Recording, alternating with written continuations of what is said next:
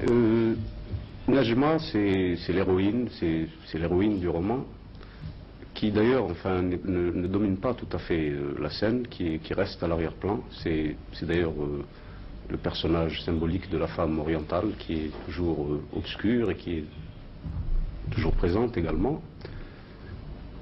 Najma, c'est aussi une forme qui se profile, qui est à la fois la femme, le pays, l'ombre où se débattent les personnages finalement principaux du roman, qui sont 4 jeunes Algériens dont je raconte les aventures, mes aventures.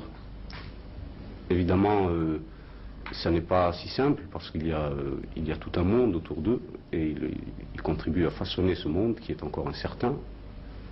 Ils contribuent à façonner cette Algérie qui est actuellement noyée dans une espèce d'opacité, l'opacité d'un pays qui est en train de naître et dont les acteurs projettent des lueurs et finalement montrent les visages.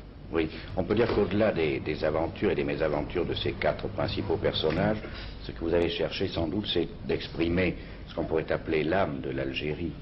Oui, précisément, parce que la littérature algérienne, dans la mesure où elle commence à être connue, pourrait avoir pour rôle de montrer ce que un pays difficilement explicable, un pays qui est actuellement qui émerge de l'actualité mais dont les visages sont imprécis. Il s'agissait pour moi au départ de montrer ce qu'était ce pays, non pas à partir d'une étude sociologique stricte, mais à partir de l'âme de ces personnages qui finalement forment l'âme du pays. Oui, tout à l'heure j'ai fait allusion à l'existence d'une littérature algérienne. On peut dire d'ailleurs que c'est un phénomène extrêmement récent qui a combien, 6 ans, 7 ans, oui, tout au plus une dizaine d'années. C'est ça, c'est assez compliqué. Sans vouloir remonter tout à fait aux sources, on peut dire qu'on a commencé en France à parler de littérature algérienne à partir de l'existence de ce qu'on appelait l'école d'Alger. Oui, qui était composée d'écrivains français et européens. C'est ça, français et européens, dont le chef de file à ce moment-là était Camus. Mais il y a eu déjà à l'époque un représentant du peuple arabo-berbère, surtout berbère, c'était Jean Amrouche qui a commencé à faire connaître le pays berbère par des poèmes, des chants traduits. Mais dans l'ensemble, c'était des écrivains européens et français dont les œuvres rendaient déjà un son étrange, un son qui, tout en s'intégrant à la symphonie des lettres françaises, avait une originalité, commençait à faire pressentir une originalité. Oui, il faut citer en dehors d'Amrouche, qui est devenu notre confrère à la radio, puis Camus, Odisio, c'est ça, des gens comme Robles même, Raoul Robles, Célie. et depuis quelques années, parallèlement au mouvement arabo-berbère, au mouvement des gens qui représentaient les grandes masses du pays, les gens qui étaient jusqu'ici à peu près ignorés, dont la voix n'était pas encore parvenue à s'exprimer, il y a aussi de jeunes écrivains européens qui commencent à exprimer une communauté algérienne. Je veux parler par exemple de Sénac, qui s'est occupé de plusieurs revues, enfin qui est un jeune écrivain dont les œuvres ont une grande importance pour nous. Il y a aussi Moussi qui a tenté une histoire de ce qu'on appelle les pionniers, mais les pionniers d'Algérie, les premiers colons, mais qui les a dégagés de leur gang faussement politique ou légendaire et qui leur a rendu leur visage d'homme, oui, en les intégrant dans cette communauté précisément. Oui. Je crois que ce n'est pas un hasard d'ailleurs que l'apparition d'une littérature proprement algérienne coïncide avec l'étape actuelle de l'évolution de l'histoire de l'Algérie, car je pense que la littérature est un des moyens c'est précisément un signe d'utiliser un peuple pour prendre conscience de lui-même. C'est précisément un signe de cette prise de conscience. Oui. Est-ce qu'on peut définir déjà un fond commun à cette littérature algérienne, proprement algérienne? Alors, dont citons quelques noms, Mohamed Dib, Mamri, Ouari, Feraoun, c'est ça. Et d'autres. Il y a également des poètes comme Malek Haddad. Et beaucoup d'autres jeunes dont les œuvres sont en cours de... Qu'ont-ils en commun? Est-ce qu'on peut déjà tracer les lignes de l'histoire de cette littérature algérienne, bien qu'elle n'ait qu'une dizaine d'années? Alors justement, là, il y a un phénomène assez nouveau, c'est que l'Algérie, comme vous le savez, est un pays aux origines très obscures, très complexes, qui a une histoire très chargée. Et jusqu'ici, les expressions littéraires de ce pays avaient été rares ou presque inexistantes. C'est pourquoi, depuis quelques années, et parallèlement au phénomène d'actualité, au phénomène politique, il y a eu une espèce d'explosion, une véritable explosion dans tous les sens.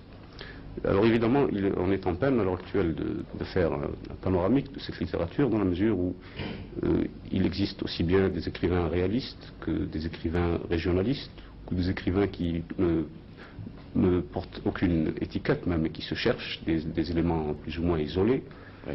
Ce qu'on peut dire toutefois, c'est que sur le plan de la concrétisation du mouvement, l'œuvre la plus importante, celle qui a atteint le public français avec le plus d'envergure, la première, c'est Dib. Ça a été l'œuvre de Dib, qui est un roman réaliste. Oui.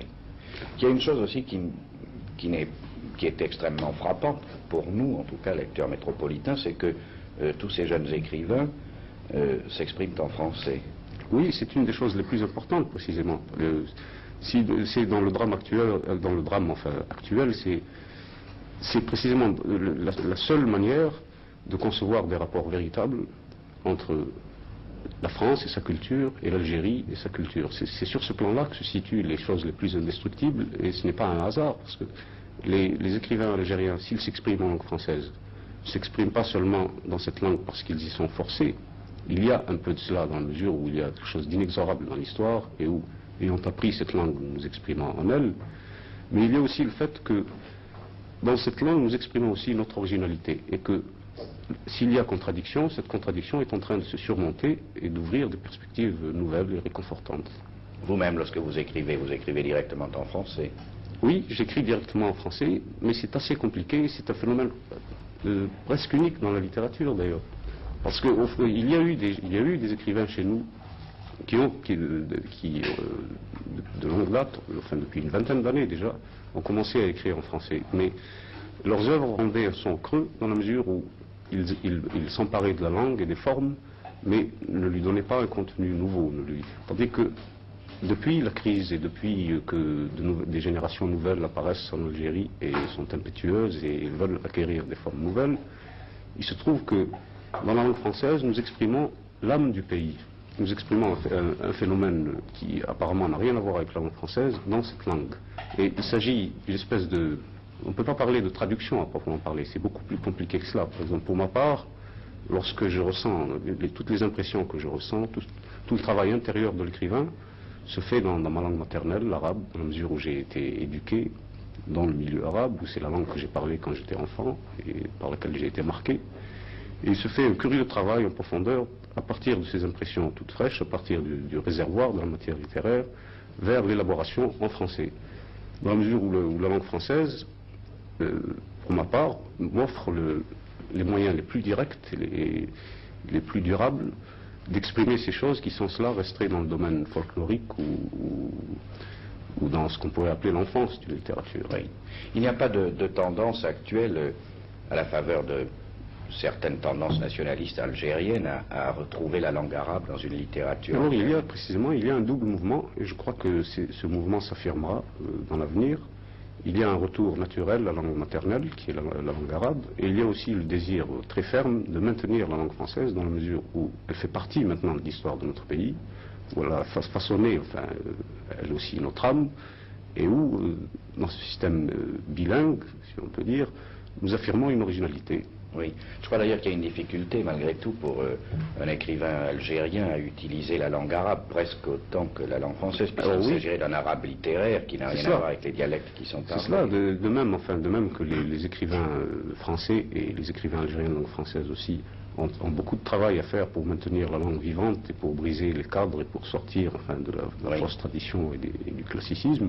En arabe, c'est encore plus grave dans la mesure où la langue depuis des siècles, a été maintenu dans un cercle assez restreint du fait de l'alphabétisme du peuple, et est tombé dans une espèce de classicisme décadent qui impose une réforme et qui rend presque impossible à l'heure actuelle la naissance d'une littérature véritablement moderne qui rende compte des sentiments de l'homme, de l'Algérien d'aujourd'hui. Oui, je crois que c'est tout de même une des données du problème culturel algérien, en tout cas que cette sorte de coexistence de deux véhicules qui sont l'un et l'autre à l'origine étrangers au dialecte local. C'est ça, et qui sont devenus indispensables par la force